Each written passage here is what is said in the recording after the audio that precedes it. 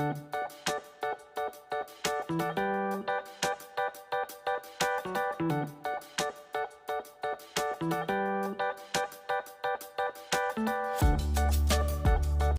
Morning student, welcome in our channel. तो आज class 10th का चैप्टर नंबर 13 का पार्ट 3, जिसमें हम इलेक्ट्रिक मोटर और इलेक्ट्रिक जनरेटर को कवर करेंगे। इलेक्ट्रिक मोटर बेसिकली फ्लेमिंग के लेफ्ट हैंड रूल पर बेस्ड है, और फ्लेमिंग का लेफ्ट हैंड रूल कहता है when a current carrying conductor is placed in an external magnetic field the conductor experience a force perpendicular to both the field and direction of the current flow. So अब यहाँ पर जो ये आपका कह सकते हैं कि जो इलेक्ट्रिक मोटर है वो क्या कहना चाह रहा है, जो इलेक्ट्रिक मोटर कैसे इस प्रिंसिपल पर बेस काम करता है, क्या प्रिंसिपल होता है, कैसे वर्क करता है इलेक्ट्रिक मोटर, ये हम जानेंगे यहाँ पर। ओके, जो प्रिंसिपल ऑफ इलेक्ट्रिक मोटर होता है वो इसी फैक्ट पर बेस्ड होता है that current carrying conductor produce a magnetic field around it and a current carrying conductor placed perpendicular to the magnetic field experiences a force। तो यहाँ पर जो एक रेक्टेंगुलर कॉइल आपको दिखाई दे रही है बीचों बीच में दो मैग्नेट के बीच में, एक मैग्नेट का हमें नॉर्थ पोल दिख रहा है, एक साउथ पोल दिख रहा है, जहाँ पर magnetic lines from north pole to south pole जा रही हैं। ओके, जब इसमें यहाँ पर इलेक्ट्रिक मोटर वर्क कैसे करती है, जब ये रेक्टेंगुलर कॉइल घूमती है तो यहाँ पर ये घूमती है क्लॉकवाइज। ओके, क्लॉकवाइज घूमती है, but after at half cycle ये फिर एंटी क्लॉकवाइज घूमने लगती है। अगर ये लगातार क्लॉकवाइज घूमेगी तो क्या कहते हैं, जो आपने अगर मोटर को अंदर से देखा होगा तो उसके अंदर एक कॉइल होती है, और हमें जब ये जो इलेक्ट्रिक मोटर होती है बेसिकली कहाँ यूज होती है, जैसे आपने पंखा देखा होगा, पंखा आपका रेगुलर घूमता रहता है, बट इसके अंदर अगर कॉइल को देखेंगे, कॉइल लगातार नहीं घूमती है। कॉइल का प्रिंसिपल बिल्कुल अलग होता है। जो ये रेक्टेंगुलर कॉइल होती है ये हर एक आधे पीरियड में एंटी क्लॉकवाइज हो जाती है, मतलब आधे पीरियड में क्लॉकवाइज फिर आधे पीरियड में एंटी क्लॉकवाइज, मतलब हर आधे पीरियड में इसमें डायरेक्शन ऑफ करंट चेंज होती है।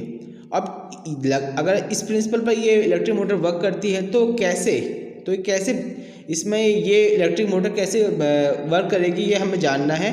तो यहाँ पर हम स्प्लिट रिंग यूज़ करते हैं, split ring with carbon brush, जिसको हम कम्यूटेटर रिंग भी बोलते हैं। तो कम्यूटेटर डिवाइस क्या होती है, इसका जो बेसिकली वर्क होता है to reverse the direction of the current. Okay, तो इस प्रकार हम इलेक्ट्रिक मोटर को एक्सप्लेन कर सकते हैं, और ये डायग्राम जो है इसको आप अच्छी तरह से समझ लीजिए, एग्ज़ाम में आपको इसी तरह बनाना है। अब हमारा नेक्स्ट टॉपिक है इलेक्ट्रिक जनरेटर। इलेक्ट्रिक जनरेटर जो कि फ्लेमिंग के राइट हैंड रूल पर बेस्ड है। ओके, इलेक्ट्रिक जनरेटर भी दो टाइप का होता है, एक अल्टरनेटिंग और एक डायरेक्ट। अल्टरनेटिंग जनरेटर जहाँ पर हम जो रिंग है अल्टरनेटिंग करंट में हम जो स्लिप रिंग यूज़ करते हैं, और जो डीसी जनरेटर्स होते हैं वहाँ हम स्प्लिट रिंग यूज़ करते हैं। अभी आपको जो मैं डायग्राम बना के दिखा रहा हूँ वो डीसी जनरेटर का है। अगर आपको एसी जनरेटर बनाना है, कुछ नहीं करना है, आपको बीच में स्प्लिट रिंग की जगह पर स्लिप रिंग लगानी है, slip ring. Okay, slip ring क्या होती है, कम्प्लीटली गोल होती है, ये कम्प्लीटली गोल होती है। जैसे स्प्लिट जो होती है बीच में से मैंने कहा था कि कटी हुई होती है, बट जो स्लिप रिंग होती है वो कम्प्लीटली कवर्ड होती है, और विथ कार्बन ब्रश वहाँ भी रहेंगे। ओके, अभी डायग्राम आप देख सकते हैं, डायग्राम आपके सामने बन रहा है। तो इलेक्ट्रिक जनरेटर और इलेक्ट्रिक मोटर ये दोनों ही बहुत इंपॉर्टेंट टॉपिक है, दोनों का प्रिंसिपल अलग अलग है। प्रिंसिपल जो इलेक्ट्रिक जनरेटर का प्रिंसिपल है वो फ्लेमिंग के राइट हैंड रूल पे बेस्ड है, और जो इलेक्ट्रिक मोटर का प्रिंसिपल है वो आपके फ्लेमिंग के लेफ्ट हैंड रूल पे बेस्ड है।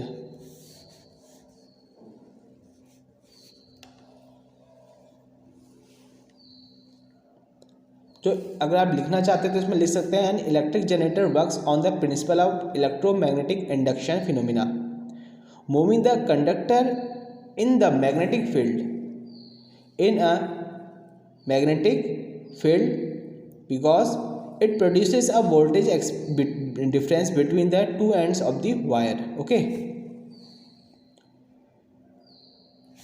अगर आप इलेक्ट्रिक जनरेटर के बारे में, उसके प्रिंसिपल के बारे में लिखना चाहेंगे तो इलेक्ट्रिक जनरेटर के बारे में आप ये भी लिख सकते हैं कि an electric generator is an electronic device which converts the mechanical energy into electrical energy.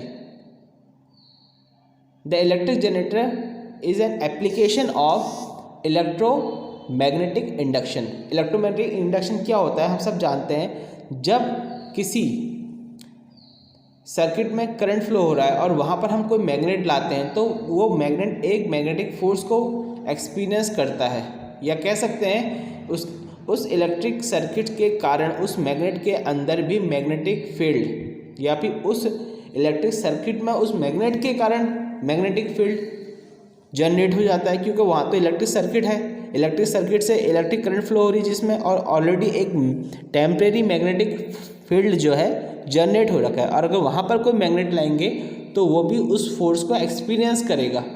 Okay, that's why the electric generator works on the principle of electromagnetic induction in which when a straight conductor moves in a magnetic field then the current is induced in the conductor.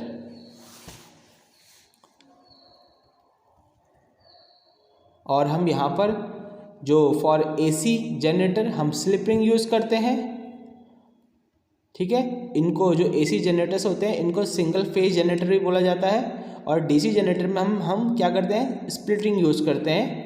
और यहाँ ये जो होती है, जो उनका various use होता है, अगर आप पूछा जाए तो ड्राइविंग मोटर में इलेक्ट्रिक जनरेटर यूज़ होता है। ओके, जो स्मॉल स्केल में इलेक्ट्रॉनिक जनरेटर होते हैं जो प्रोवाइड्स अ गुड बैकअप, जैसे घरों में जब बिजली नहीं होती है हम इलेक्ट्रिक जनरेटर जो यूज़ करते हैं।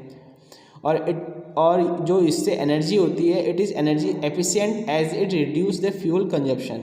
सो the principle of electric generator is based on the electromagnetic induction. Okay, तो जैसे कि यहाँ पर है, for AC generator we use slip rings for alternating current,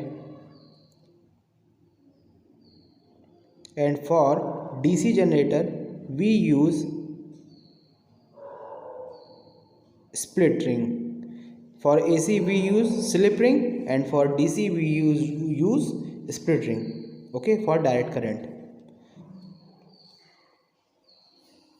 ये डायग्राम रहा। स्लिप रिंग जो होती है कंप्लीटली कवर्ड होती है